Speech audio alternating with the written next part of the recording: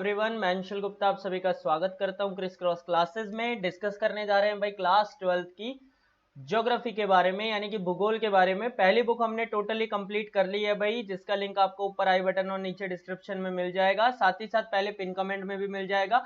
उस बुक के सभी नोट्स, इंपॉर्टेंट क्वेश्चन आपको हमारी वेबसाइट पे मिल जाएंगे, तो उसे विजिट करना बिल्कुल ना भूलें। आज जो हम डिस्कस करने जा रहे हैं वो आज हमारी भूगोल की दूसरी बुक का चैप्टर नंबर 2 है, ठीक है भाई, जिसका नाम है प्रवास, प्रकार, कारण और परिणाम। यानी इसमें हम देखेंगे प्रवास क्या होता है, उसके प्रकार क्या है, उसके कारण क्या है और उसके परिणाम क्या है। कंप्लीट चैप्टर डिस्कस करेंगे। इसका पहला चैप्टर हम ऑलरेडी डिस्कस कर चुके हैं। मंडे से सैटरडे रोज 3 बजे रेगुलरली क्लास चलती है हमारी, तो ज्वाइन करना बिल्कुल ना भूलें भाई। डिटेल नोट्स नीचे मिलेंगे डिस्क्रिप्शन में, साथ ही साथ detail notes, important question, quizzes और बाकी के सभी कंटेंट के लिए फटाफट से विजिट करो crisscrossclasses.in, गूगल पे सर्च करो और विजिट करो। साथ ही साथ आप हमारी ऑफिशियल एंड्रॉइड ऐप भी डाउनलोड कर सकते हो बाकी सभी अपडेट्स के लिए। चलिए देखते हैं फटाफट से इस चैप्टर में क्या पढ़ना है। हम पढ़ेंगे प्रवास क्या होता है, उसके प्रकार क्या है, उसकी धाराएं क्या है, उसके कारण क्या है और उसके परिणाम, और सभी प्रकार के परिणामों के बारे में डिस्कस करेंगे। बिल्कुल छोटा सा चैप्टर है, कुछ ज्यादा खास नहीं है इसके अंदर, ठीक है भाई। So don't worry about it, बड़े आराम से क्लियर हो जाएगा। प्रवास के बारे में हमने पिछली बुक में भी पढ़ा है, ठीक है भाई, तो उसी तरीके से इसमें सब कुछ आपको क्लियर हो जाएगा। तो चलिए देखते हैं भाई। एक इंपॉर्टेंट इंफॉर्मेशन, जैसा कि मैंने आपको बताया कि जो हमारी एप्लीकेशन है वो गूगल प्ले स्टोर पर लाइव हो गई है क्रिस क्रॉस क्लासेस के नाम से, ठीक है भाई। तो अभी के अभी जहां से आप गेम डाउनलोड करते हो, सभी एप्लीकेशन डाउनलोड करते हो, गूगल प्ले स्टोर, वहां पर जाओ, सर्च करो क्रिस क्रॉस क्लासेस और आपको हमारी एप्लीकेशन का लिंक मिल जाएगा और उसे डाउनलोड करो। इसमें आपको सभी क्लासेस की नोटिफिकेशन, सभी नोट्स वगैरह सब कुछ एक ही जगह पर बड़े आराम से मिल जाएंगे। तो चलिए देखते हैं जरा कि आखिर प्रवास होता क्या है। तो हमारे चैप्टर का नाम है प्रवास। तो बात आती है कि प्रवास का मतलब क्या है। देखिए, प्रवास का अर्थ है व्यक्तियों के एक स्थान से दूसरे स्थान पर जाने की घटना को प्रवास कहते हैं। जब व्यक्ति एक स्थान से दूसरे स्थान पर जाता है तो वो क्या कहलाता है, प्रवास कहलाता है। मान लीजिए कोई व्यक्ति दिल्ली में रहता है और वो मुंबई चला जाए, मुंबई में रहता है राजस्थान चला जाए, राजस्थान में रहता है मध्य प्रदेश चला जाए। तो इस तरीके से एक क्षेत्र से दूसरे क्षेत्र में जाने की जो घटना है, जो प्रक्रिया है, उसे ही क्या कहते हैं, प्रवास कहते हैं।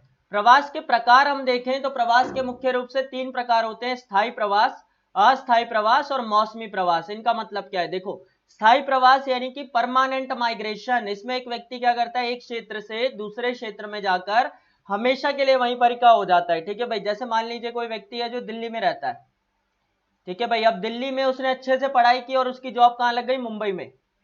कहां लग गई भाई, मुंबई में। अब वो मुंबई में ही वो गया, उसने जॉब की, 1 साल वहीं पर ही घर ले लिया, वहीं पर ही अपनी फैमिली शादी वगैरह करके वहीं सेटल हो गया। तो ये क्या हो गया, ये स्थायी प्रवास हो गया, यानी वो दिल्ली से परमानेंटली कहां चला गया, मुंबई चला गया। तो बात आती है अस्थायी प्रवास क्या होता है। अस्थायी प्रवास का मतलब होता है जब एक छोटे से समय के लिए कोई व्यक्ति एक क्षेत्र से दूसरे क्षेत्र में जाता है। जैसे मान लो आप दिल्ली से घूमने के लिए मुंबई चले गए तो 1-2 हफ्ते में वापस आ गए, ठीक है। किसी रिश्तेदार के यहाँ चले गए तो 1-2 हफ्ते में वापस आ गए। गर्मी की छुट्टियों में लोग जाया करते थे, 1-2 हफ्ते के अंदर वापस आ जाया करते थे। तो इस तरीके से जब आप छोटे समय के लिए एक क्षेत्र से दूसरे क्षेत्र में जाते हो, ठीक है, जैसे मान लीजिए आप तैयारी करने के लिए अपनी दिल्ली से निकले और कोटा में जाकर शिफ्ट हो गए, 3-4 साल रहे, तैयारी करी और वापस आ गए, तो ये सब क्या है, ये सब अस्थायी प्रवास हैं, ठीक है भाई। जो छोटे समय के लिए किए जाते हैं, जो हमेशा के लिए किए जाते हैं, वो स्थायी प्रवास होता है। तो फिर मौसमी प्रवास क्या होता है। मौसमी प्रवास वह स्थिति है जिसमें एक विशेष सीजन के दौरान या एक विशेष मौसम के दौरान कोई व्यक्ति एक क्षेत्र से दूसरे क्षेत्र में जाता है और वो मौसम पूरा होने के बाद वहां से क्या होता है, वापिस आ जाता है, ठीक है भाई। उदाहरण के लिए अगर हम देखें तो जैसे मजदूर वगैरह होते हैं जो एक स्पेसिफिक टाइम में क्या करते हैं भाई, गांव से शहर आते हैं, क्योंकि उस दौर में उनके द्वारा बनाई जाने वाली चीज की क्या होती है, मांग होती है। जैसे आप उदाहरण ले सकते हो स्वेटर या रजाई बनाने वाले मजदूर, जो कि सर्दियों के दौर में गांव से शहरों की तरफ आते हैं, क्योंकि शहरों में क्या होती है, उनकी मांग होती है। और जैसे ही सर्दियों का सीजन जाता है वापस कहाँ चले जाते हैं, अपने गांव में चले जाते हैं और वहां पर अपनी रोजमर्रा का जीवन जीते हैं। तो इस तरीके से ये मौसमी प्रवास होता है जो एक विशेष मौसम के दौरान किया जाता है, ठीक है भाई। फिर बात आती है प्रवास की धाराएं कौन कौन सी है। धाराओं का मतलब कि प्रवास किस क्षेत्र में किया जा रहा है। तो प्रवास की धाराओं को मुख्य रूप से 2 भागों में बांटा जाता है। पहला है अंतरराष्ट्रीय प्रवास। अंतरराष्ट्रीय प्रवास, देखो जैसे नाम से ही आप समझ गए होंगे कि एक देश से दूसरे देश के बीच। तो अंतरराष्ट्रीय प्रवास, जब कोई व्यक्ति एक देश से दूसरे देश में प्रवेश करता है तो उसे अंतरराष्ट्रीय प्रवास कहते हैं। उदाहरण के लिए यदि भारत में रहने वाला कोई व्यक्ति जापान चला जाए, ठीक है, तो ये क्या कहलाएगा, अंतरराष्ट्रीय प्रवास कहलाएगा। अमेरिका चला जाए, जर्मनी चला जाए, यानी किसी भी दूसरे देश में चला जाए तो वो अंतरराष्ट्रीय प्रवास कहलाएगा। या किसी भी अन्य देश से भारत में आ जाए, या मान लीजिए अमेरिका से जापान चला जाए, जर्मनी से जापान चला जाए, तो ये सब अंतरराष्ट्रीय प्रवास है। यानी एक देश से दूसरे देश में जाना ही क्या कहलाता है, अंतरराष्ट्रीय प्रवास कहलाता है। इसके अलावा अगर हम देखें तो प्रवास की धाराएं एक दूसरी होती है। पहला तो हमने अंतरराष्ट्रीय प्रवास देखा, दूसरी जो धारा होती है वो होती है आंतरिक प्रवास। तो प्रवास की जो आंतरिक प्रवास की धारा है वो कौन सी है, जिसमें एक व्यक्ति एक देश के अंदर ही एक क्षेत्र से दूसरे क्षेत्र में जाता है। यानी देश के अंदर ही आप एक क्षेत्र से दूसरे क्षेत्र में जा रहे हो।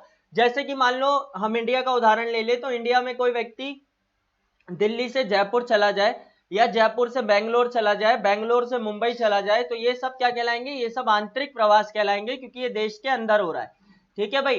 तो उदाहरण के लिए भारत में रहने वाला कोई व्यक्ति यदि भारत के क्षेत्र से किसी दूसरे क्षेत्र में चला जाए तो इसे आंतरिक प्रवास माना जाएगा। भारत में आंतरिक प्रवास की 4 धाराएं हैं। ठीक है भाई, आंतरिक प्रवास के भी 4 भाग है। कौन से, देखो, पहला तो नगर से नगर। नगर से नगर का मतलब है कि आप एक शहर से दूसरे शहर में चले गए। ठीक है भाई। नगर से गांव का मतलब है कि आप शहर से गांव में चले गए।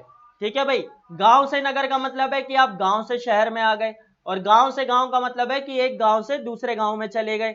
अब अगर इनके हम उदाहरण देखें तो नगर से नगर प्रवास क्यों किया जाता है भाई, नगर से नगर प्रवास करते हैं हम, जैसे ज्यादातर लोग किस लिए करते हैं, जैसे दिल्ली से मुंबई या बेंगलोर कोई क्यों जाएगा, या तो जॉब की तलाश में, या अच्छे लाइफस्टाइल की तलाश में, या फिर बेहतर अवसरों की तलाश में।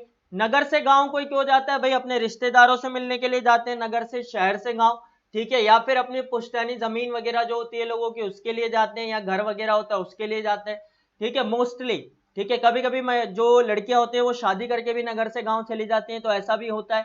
गांव से नगर क्यों जाते हैं भाई, गांव से नगर एक व्यक्ति क्यों आता है, किसी गांव से शहर में व्यक्ति क्यों आता है, अच्छे अवसरों की तलाश में, रोजगार की तलाश में, जीवन स्तर सुधारने के लिए, इन सब के लिए एक व्यक्ति गांव से नगर में आता है। और लास्ट है हमारा गांव से गांव। गांव से गांव कोई व्यक्ति क्यों जाता है भाई, अपने रिश्तेदारों से मिलने जा सकता है, या फिर किसी महिला की शादी एक गांव से दूसरे गांव में हो जाती है, तो उस स्थिति में भी वो व्यक्ति गांव से गांव जाता है।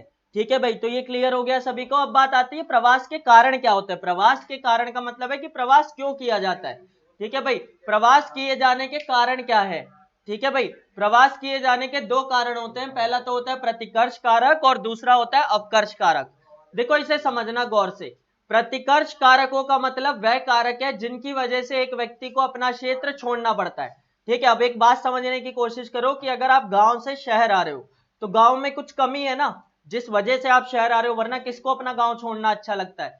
तो गांव से शहर आ रहे हो तो गांव की जो कमियां हैं, ठीक है भाई, वो क्या है, प्रतिकर्ष कारक है। और शहर में कुछ खासियतें हैं, तभी तो शहर जा रहे हो ना, वरना गांव से गांव चले जाते। तो गांव की कमियां प्रतिकर्ष कारक है, और उस शहर की अच्छाइयां, जिस शहर में आप जा रहे हो, वो क्या है, अपकर्ष कारक है। ठीक है भाई। तो प्रतिकर्ष कारक वह कारक होते हैं जिनकी वजह से एक व्यक्ति को अपने रहने का स्थान छोड़कर किसी दूसरी जगह पर जाना पड़ता है। ठीक है। तो जो आपके गांव की कमियां हैं जिस वजह से एक व्यक्ति अपना गांव छोड़ता है, वो सब क्या है, प्रतिकर्ष कारक है। जैसे कि बेरोजगारी हो सकती है गांव में, रहन सहन की खराब दशाएं हो सकती है, राजनीतिक अस्थिरता हो सकती है, भाई राजनीतिक रूप से इतना क्या नहीं है, सही नहीं है, खराब जलवायु हो सकती है, प्राकृतिक विपदाएं वगैरह क्या पता ज्यादा आती हो, बाढ़ आंधी तूफान वगैरह ज्यादा आते हो, कोई महामारी फैल गई हो, सामाजिक पिछड़ापन हो, तो इन सब वजहों से एक व्यक्ति क्या करता है, अपना क्षेत्र छोड़ता है। और जहां पर वो जाता है उस जगह की जो खासियतें हैं वो क्या कहलाती हैं, अपकर्ष कारक। तो अपकर्ष कारक वह कारक होते हैं जिनकी वजह से एक व्यक्ति किसी क्षेत्र में जाने के लिए क्या होता है भाई, प्रेरित होता है। तो अब कोई व्यक्ति मान लीजिए गांव से कहां जा रहा है, शहर जा रहा है, तो शहर में कुछ खासियतें होंगी, जैसे मान लो वहां पर उसे रोजगार के अवसर मिल सकते हैं, रहने की अच्छी स्थिति मिल सकती है, क्या पता अनुकूल जलवायु हो, शांति हो, क्षेत्र में स्थिरता हो और सुरक्षा हो। इस वजह से एक व्यक्ति क्या कर रहा है, अपना क्षेत्र छोड़कर शहर में जा रहा है। ठीक है भाई। तो ये सब कारण है जिसकी वजह से एक व्यक्ति अपना क्षेत्र छोड़कर एक जगह से दूसरी जगह जाता है। आप याद कैसे रख सकते हो, देखो, अपकर्ष कारक, आज से याद रखना कि ये आकर्षित करते हैं। ठीक है भाई। तो आकर्षित क्या करते हैं, जहां आप जा रहे हो वहां की चीजें आपको क्या करेंगी, आकर्षित करेंगी। तो इस तरीके से अपकर्ष कारक वह कारक होते हैं जो एक व्यक्ति को किसी क्षेत्र में जाने के लिए प्रेरित करते हैं या फिर आकर्षित करते हैं। ठीक है भाई, ऐसे करके याद रखना। और प्रतिकर्ष कारक कौन से होते हैं, जिनकी वजह से एक व्यक्ति को अपना क्षेत्र छोड़ना पड़ता है। प्रतिकर्ष कारक है उस क्षेत्र की कमियां और अपकर्ष कारक है जाने वाले क्षेत्र की खासियतें। ठीक है भाई। तो उदाहरण के लिए फिर भी अगर मैं आपको एक बार अच्छे से समझाता हूं, तो जैसे मान लो दिल्ली है और दिल्ली से कोई व्यक्ति कहां जा रहा है, बेंगलोर जा रहा है। ठीक है भाई। अब दिल्ली से वो बेंगलोर जा रहा है क्या करने के लिए, जॉब करने के लिए। तो वो बेंगलोर क्यों जा रहा है, क्योंकि बेंगलोर में जॉब मिल रही है यानी रोजगार मिल रहा है। तो ये क्या है, अपकर्ष कारक है, क्योंकि वो उसे आकर्षित कर रहे हैं बेंगलोर में। और क्योंकि दिल्ली में जॉब नहीं है, बेरोजगारी है, ये क्या है, ये प्रतिकर्ष कारक है। ठीक है भाई। तो इस तरीके से आपको इसे क्या करना है, जज करना है। आगे चलते हैं भाई, प्रवास के परिणाम क्या होते हैं। ठीक है भाई। What are the results of migration. ठीक है भाई। माइग्रेट करने के रिजल्ट्स क्या होते हैं, क्या क्या परिणाम होते हैं, प्रभाव क्या होते हैं। ठीक है भाई। तो पहला तो आर्थिक परिणाम देखते हैं। तो भारत में होने वाले अंतरराष्ट्रीय प्रवास के कारण भारत को क्या होते हैं, अंतरराष्ट्रीय मुद्रा की प्राप्ति होती है, परंतु इससे भारत के मानव संसाधन का नुकसान होता है। आर्थिक रूप से अगर हम देखें तो भारत से जो लोग दूसरे देशों में जाते हैं, ठीक है भाई, अब वो वहां पर काम करते हैं और वहां से पैसा कमाकर भारत वापस भेजते हैं। तो इससे भारत को अंतरराष्ट्रीय मुद्रा की प्राप्ति तो होती है, क्योंकि भाई अगर कोई अमेरिका जाएगा तो रुपए में तो कमाएगा नहीं, डॉलर में कमाएगा, डॉलर भेजेगा भारत में, तो इससे भारत को क्या मिलेगा, डॉलर, यानी कि अंतरराष्ट्रीय मुद्रा की प्राप्ति होती है। पर इससे एक नुकसान होता है कि भारत का मानव संसाधन का नुकसान होता है, कि समझदार हर व्यक्ति क्या होता है, भारत छोड़कर बाहर चला जाता है, जिससे क्या होता है, भारत को समस्या होती है। ठीक है। इसी के साथ साथ भारत के अंदर हम देखें तो भारत में गांव से नगर की ओर रोजगार की तलाश में होने वाले प्रवास के कारण ग्रामीण अर्थव्यवस्था को बल मिलता है, क्योंकि शहरों में अर्जित किया गया धन व्यक्ति द्वारा वापस अपने गांव में भेजा जाता है। तो इसे अगर हम समझे तो देखिए, गांव से लोग आते हैं क्या करने, शहरों में काम करने, ये भी प्रवास है। ठीक है। पर वो शहरों में काम करके पैसा कमाकर गांव में भेजते हैं। तो इस तरीके से गांव की अर्थव्यवस्था भी चलती रहती है, गांव का भी क्या होता है, विकास होता है। तो इस वजह से, प्रवास की वजह से आर्थिक परिणाम ये होते हैं कि लोगों का नुकसान तो होता है, अच्छे लोग क्या होते हैं, क्षेत्र छोड़कर चले जाते हैं, पर उससे क्या होता है कि भाई पैसा भी मिलता है, आर्थिक सपोर्ट भी मिलता है, जिससे उस क्षेत्र का विकास होता है। जनांकीय परिणाम देखें हम, तो जनांकीय परिणाम के अंतर्गत देखो, प्रवास के कारण क्षेत्र की जनांकीय संरचना में परिवर्तन आता है। अब मेनली जो होता है, ज्यादातर प्रवास जो करते हैं वो पुरुष करते हैं। ठीक है भाई। पुरुष जब गांव से शहर में चले जाते हैं तो गांव में क्या होता है, महिलाओं की संख्या बढ़ जाती है, पुरुषों की संख्या कम हो जाती है, क्योंकि वो सब शहर में चले गए, शहर में पुरुषों की संख्या बढ़ जाती है। ठीक है। तो रोजगार की तलाश में गांव से शहरों में होने वाले प्रवास के कारण शहरों में पुरुषों की संख्या अधिक हो जाती है, जबकि गांव में महिलाओं की संख्या अधिक हो जाती है, और इस वजह से क्या होती है, समस्या आती है। ठीक है भाई। अगर हम सामाजिक परिणाम देखें तो देखो, गांव से पुरुषों के रोजगार की तलाश में शहर जाने की वजह से गांव में स्थित महिलाओं पर अतिरिक्त दबाव पड़ता है। अब जो गांव में पुरुष थे वो तो शहर आ गए, अब वो वहां से पैसा कमा के दे रहे हैं, पर उसके अलावा बाकी सभी चीजें क्या करनी पड़ती है, महिलाओं को मैनेज करनी पड़ती है, अपनी आर्थिक स्थिति को संभालना, सभी छोटे मोटे काम करना, अपने बच्चों को संभालना, जिससे महिलाओं पर अधिक दबाव पड़ता है। ठीक है भाई।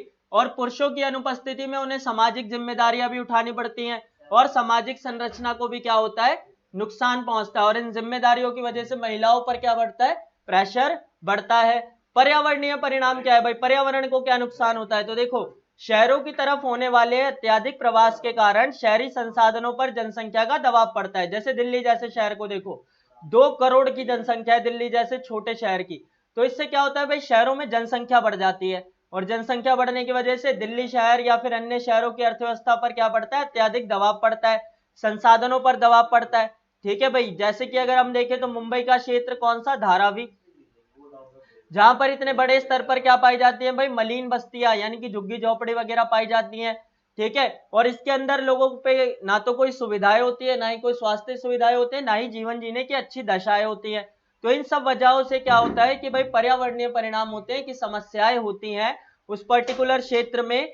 कैसी समस्या होती है कि भाई देखो, जैसे दिल्ली में जाम किस वजह से लगता है, ठीक है भाई, दिल्ली में जल प्रदूषण किस वजह से, वायु प्रदूषण किस वजह से, क्योंकि जनसंख्या ज्यादा है, और इस जनसंख्या का एक बहुत बड़ा हिस्सा क्या है, दूसरे क्षेत्रों से दिल्ली में आया है। तो इस तरीके से पर्यावरण को भी क्या होता है, नुकसान पहुंचता है। तो यहां पर ये हमारा चैप्टर कंप्लीट हो जाता है भाई, दूसरी बुक का दूसरा चैप्टर। पहली बुक हमने कंप्लीट कर लिया, उसे देखना बिल्कुल ना भूले। नोट्स का लिंक नीचे डिस्क्रिप्शन में मिल जाएगा भाई, टेलीग्राम ग्रुप ज्वाइन कर लो फटाफट से, इंपॉर्टेंट क्वेश्चन और बाकी सभी कंटेंट के लिए सब्सक्राइब कर लो चैनल को ऐसी बहुत सारी वीडियोस के लिए, और वीडियो को लाइक जरूर कर देना, क्योंकि आपका एक लाइक हमें मोटिवेशन देता है ऐसी और वीडियोस बनाने के लिए। साथ ही साथ नोट्स, इंपॉर्टेंट क्वेश्चन, क्विज और बाकी के सभी कंटेंट के लिए आप हमारी एंड्रॉइड ऐप भी डाउनलोड कर सकते हो, जो कि आपको गूगल प्ले स्टोर पर मिल जाएगी। और उसमें से सभी कंटेंट को एक ही जगह पर बड़े आराम से एक्सेस कर सकते हो। So thank you very much everyone for joining the session. Thanks a lot.